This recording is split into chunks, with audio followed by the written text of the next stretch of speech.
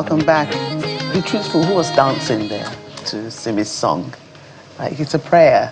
It's a prayer song, and I loved it. Aww. Right, Opportunity Lagos Conference 2026 is our next conversation.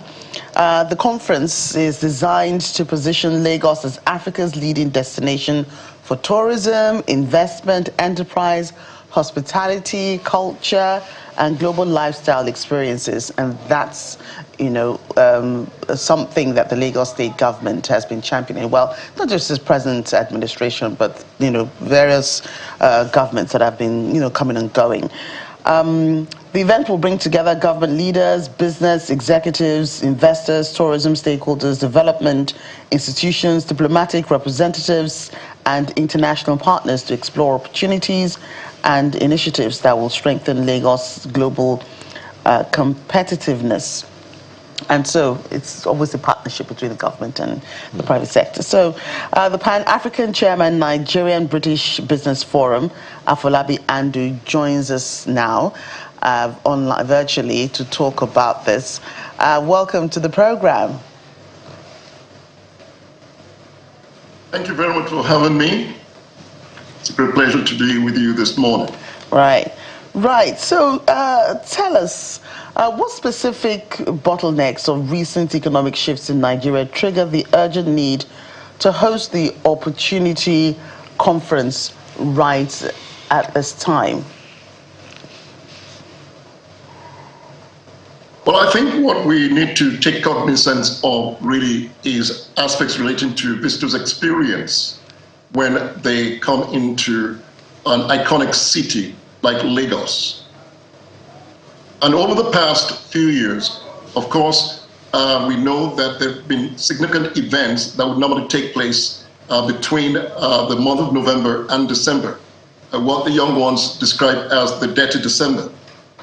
And as a result of this event, it has significantly helped to boost the local economy, largely in Lagos. But one of the drawbacks that keeps coming back post the experience during this particular period are those bottlenecks.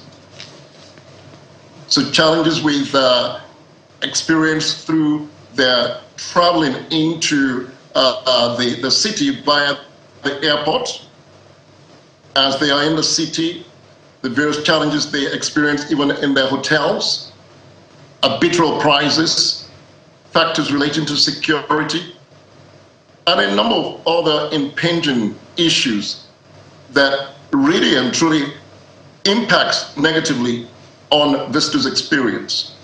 And that is the reason why, by virtue of the information that kept coming on to us, we felt the need to host an event of this nature, where stakeholders will come together in the different sectors, from healthcare, security, restaurant business, hospitality, and discuss extensively, and ultimately come up with a charter of sort, agreeing to look at those bottlenecks and how they can effectively resolve those challenges. So that is the reason why we are hosting the Opportunity Lagos Conference this Tuesday at the Lagos Marriott. Right. In my opening statement, I did, talk about the Lagos state government also championing a cause such as this to expand investment opportunities in the state. But of course, we do know that they always work with the private sector and, non-governmental organizations such as yourself. So, how does what involvement or what role is the government going to play in this, in helping to ensure that this cause that you're championing is actually, is good and it attracts the people it's supposed to attract? Of course, going by the fact that you also have your investment populace that you're attracting as well. Well, I think it's very important to first of all, recognize the phenomenal work that Lagos State have already put in place towards visitors' experience. In terms of transportation, we know that the waterways are fully functional. security measure has also been increased in terms of the architectural infrastructure, and a whole lot of other amazing work that the state, led by His Excellency Governor Babajide Sanwo-Olu, has really pursued. Most recently, I mean, they held the Invest Lagos conference, the ECO convention, and it was just an incredible eye-opener, celebrating the amazing work that has happened there. So it's not an issue restricted to just government. So we have a constituency, and our constituency largely are Nigerians abroad. And when we are constantly being called to support in terms of addressing those issues, it becomes a form of responsibility. And that is the reason why we are pursuing this particular program. Reach out wise. Yes, of course, we have reached out to the state government, and we believe that the Commissioner for Tourism would be speaking at the event. So there is that collaboration that we are, in effect, working in alliance with the government. And, you know, we have often frequently mentioned that Lagos, you know, must compete with cities like Dubai, Kigali, Johannesburg, and many other great cities, you know, around the world. What core practices do you think, you know, Lagos should adopt to actually close the gap so that, you know, that comparison is actually competitive? So you really cannot get away from the partnership of public sector and private sector. Yeah. Now, the private sector, they drive the economy. For them, it's all about the business. It's all business. Government's role is policy, enabling policies that will support drive of investors. And in that happening, definitely key factors that we'll be addressing on Tuesday have got to be highlighted on the agenda. Aspects relating to the first responders on the healthcare side of things. So just to give you an example, for instance, now a visitor who has never been to Nigeria comes into Lagos, simply based on an invitation by a friend who says, let's go and have some wonderful time over the Christmas period in Lagos. And sadly might have experienced some health issues. How do they handle that situation at that point in time?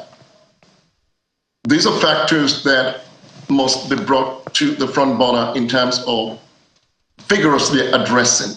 They are factors that can impinge on visitors' confidence in terms of their interest in a particular geographical terrain. Same thing applies to navigation around the city. So from your hotel room, you can go to the reception area, pick up, you know, where you have the visitor guide stand. You can pick up a leaflet that will show you different locations, places of interest that you can visit, and you wouldn't even need to think about it. So because it's already in place. You get out of your hotel, you can pick up a bus from wherever you're staying because it's all well defined. So it's about the framework, it's about the integration of all the different sectors. Just like I said earlier on, there is no question, there's a whole lot of incredible work going on with the state in terms of ensuring that the state is working. And the state, to a very large extent, has really moved on.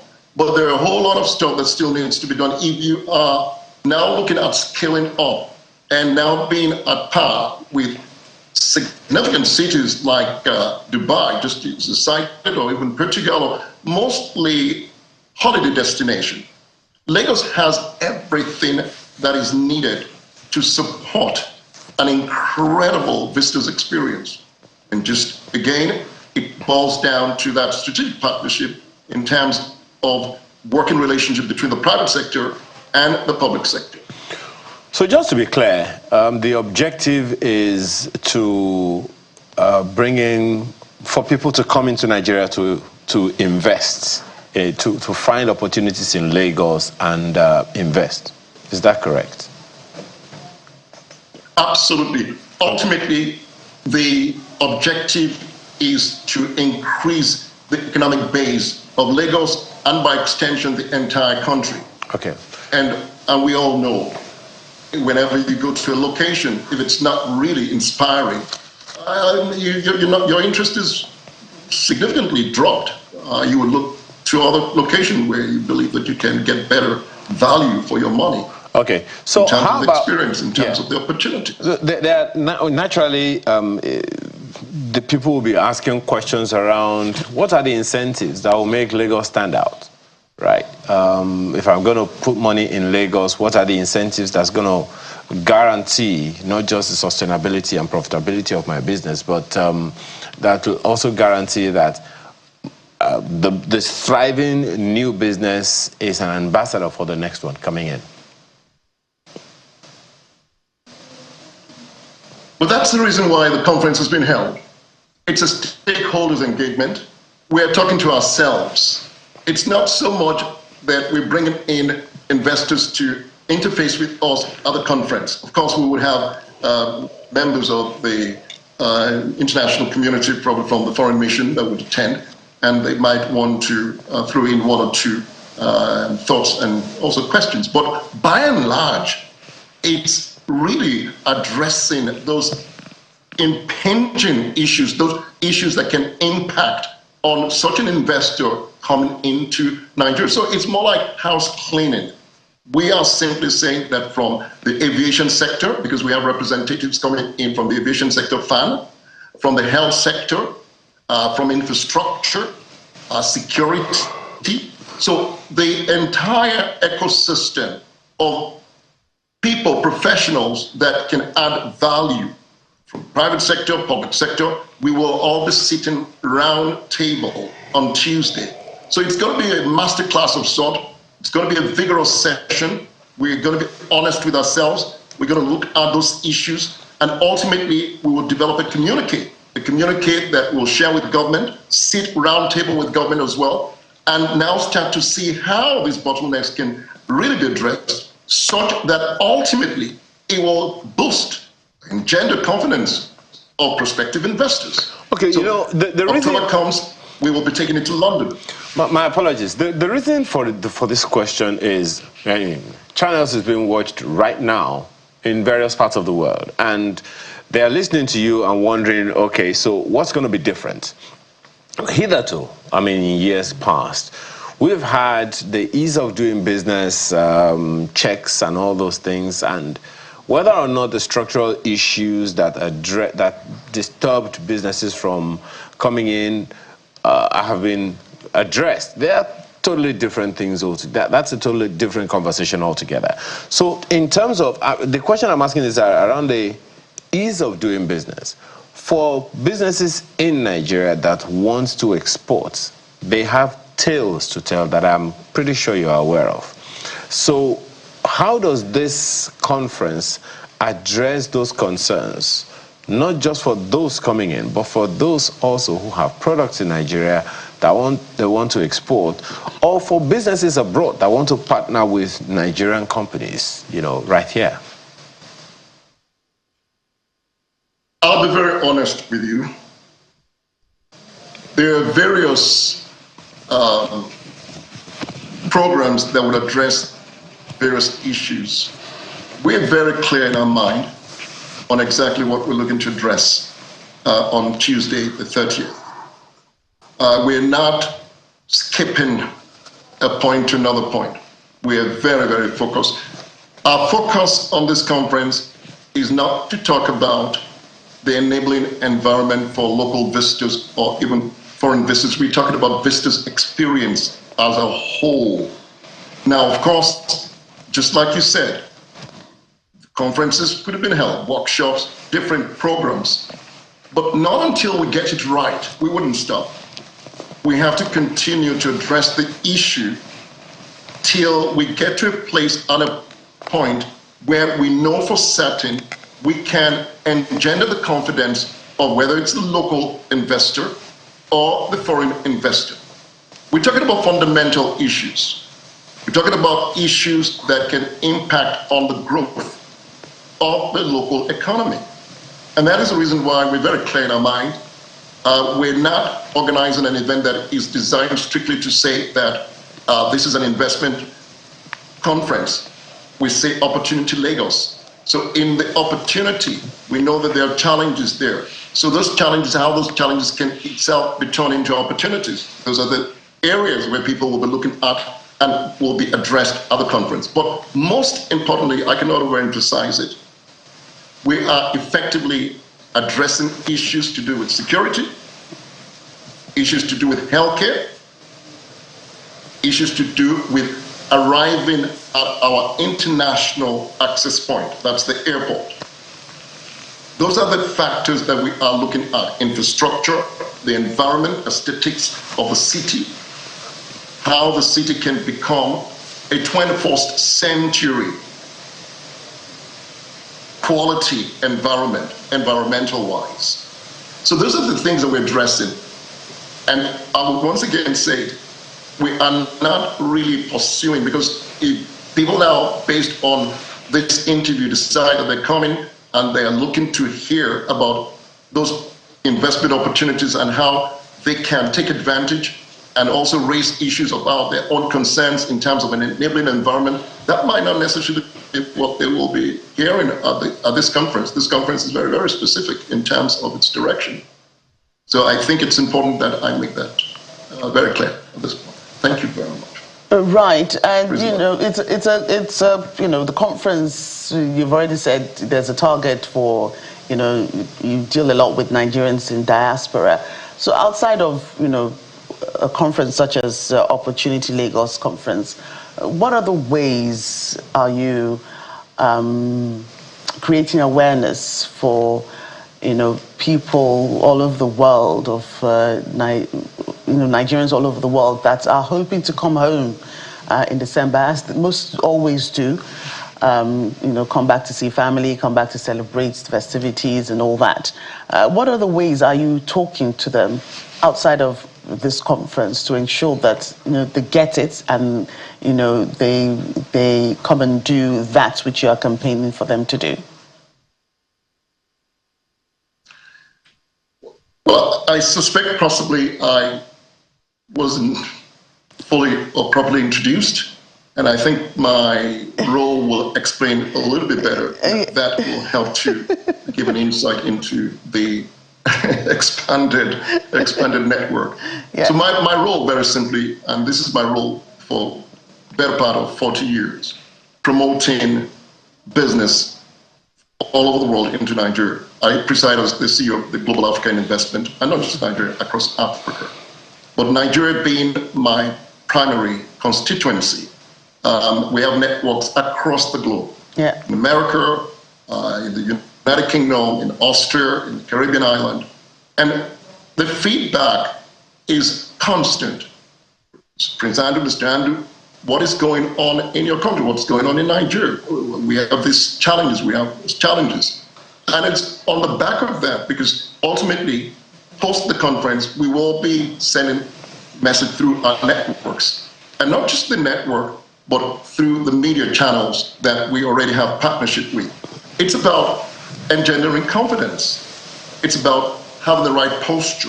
So with this conference, coupled with the Lagos State Conference that was held a few weeks ago, there is a message that is coming out that Lagos is being positioned and getting itself in a place of readiness for visitors. So you can now start to see work. That work is really in progress. There is an intention, there is a deliberate effort to bring about key changes in specific areas. And also, furthermore, that there is a relationship between public and private sector. This is what I believe very strongly will help to boost confidence. And furthermore, obviously, at the end of the day, there's got to be performance markers. So we cannot just hold a conference. That's the reason why we're talking about the charter. For me to come back to you, to buy from you, you must demonstrate some performance. You must demonstrate some intention. So it's not just going to be business as usual. We must be able to see that those issues that we raised the last time, they are being addressed, and being addressed not just lightly, but robustly. And that is the message we are going to be presenting to them, that work is in progress. it's about communication, and it's that process of communication that we will be really and truly pushing ahead. Right. Thank you for talking about communication and progress when it comes to the Lagos business environment. You have spoken widely about redeeming Nigeria's image abroad. How will you launch like the Discover Lagos magazine and the new Visit Lagos digital platform systematically, to reshape global perceptions about the country? Well, this is what it is at the end of the day. It's all about communications. Let me give you some insight and to appreciate. New York City. There is more crime going on in New York City on record than in Lagos, Nigeria. There is more crime going on in South Africa than is going on out here, and that's the reality.